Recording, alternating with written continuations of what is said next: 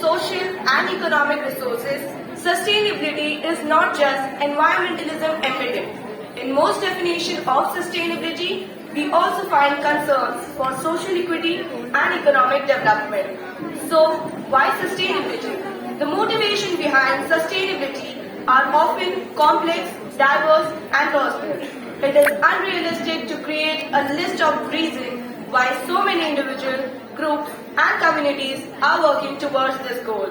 The most people, sustainability comes down to the kind of future we are living for the next generation. Sustainability as a value is shared by many individuals and organizations who demonstrate this value in their policies, everyday activities, and behaviors. Individuals have played a major role in developing our current environmentalism and social circumstances. The people today, along with the future generation, must create solutions and adapt it. So we are going to highlight the top 5 most sustainable technology in 2022. So here we go. Number 5 is vertical farming and hydroponics. Because water is in such dire need, according to the UN 2025, two-thirds of the world's population may be facing a water shortage. According to the data from the Environment Safety Agency, more than 30 million Indians live in a place that actually violate the safety rules. They don't have reliable, healthy drinking water. This has led to many Indians buying bottled water, which is now one of the most significant contributors to the landfills and ocean rubbish. Water is seemingly everywhere. However, drinking water is actually at risk. We need to save our water and we need to do it fast. So, who is using all this water? Who is the largest contributor to this waste? The largest contributor to this waste is agriculture. Agriculture is using over 33% of world's usable water. To combat this, some farmers have actually been changing to hydroponics. We can use up to 97% less water than traditional farming instead of traditional farming, which uses dirt to absorb the water to feed the plants. Hydroponics uses running water and nutrients of the water to feed plants directly.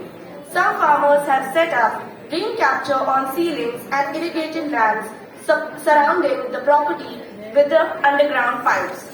This uses zero waste. Can you imagine what would happen to the 33% waste that all these major farms use this type of system? This could change the world. Number 4 is solar power. Solar energy captures light or photon from the sun and turn it into power.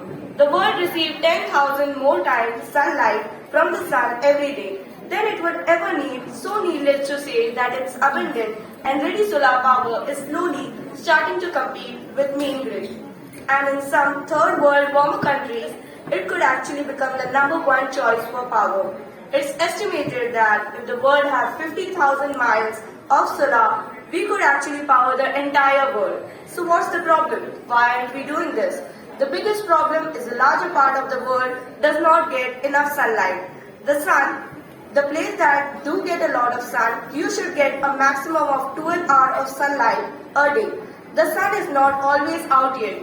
The majority of our power usage is actually after we get home at night time.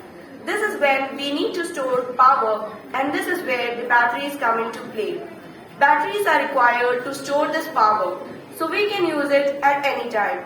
However, batteries cost a lot of money, they take a lot of resources, and they are not currently recyclable.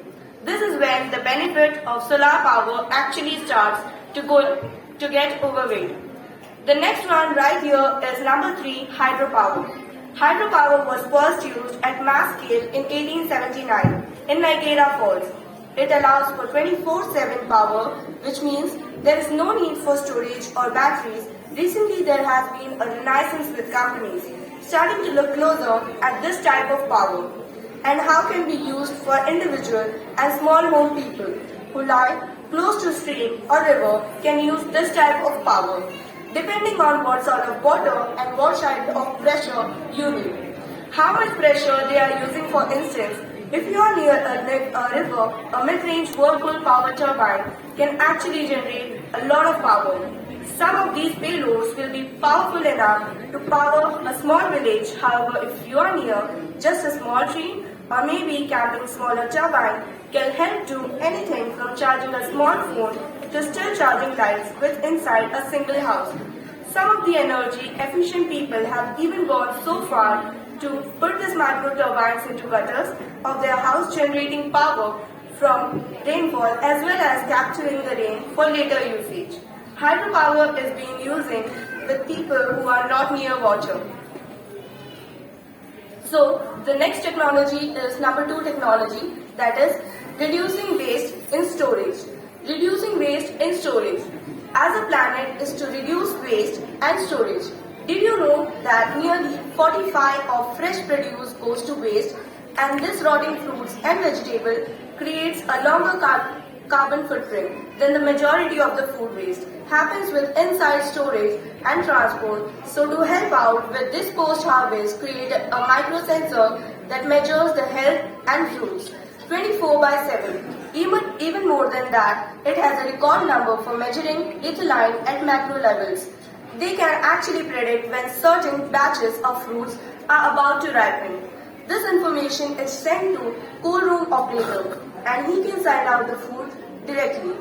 They believe by implementing this technology in cool room, they can put waste down from us 5%. This could potentially save the industry, post-harvest industry. Isn't it awesome? Last but not the least technology is appeal sciences. This technology uses old fruits or wasted fruits to create a layer like wax mixed with 100% natural ingredients to create an extra layer on fruit so it doesn't go to waste. By creating this extra layer on fruit, it doesn't have to waste. In fact, by creating this, it can last up to 5 times longer on the shelf. This allows more time for marketers and customers to buy, and dramatically reduces waste on the every end of the cool chain. They are doing a massive part in keeping the world clean. The amazing part of appeal sciences is they actually uses fruit waste to reduce the fruit waste.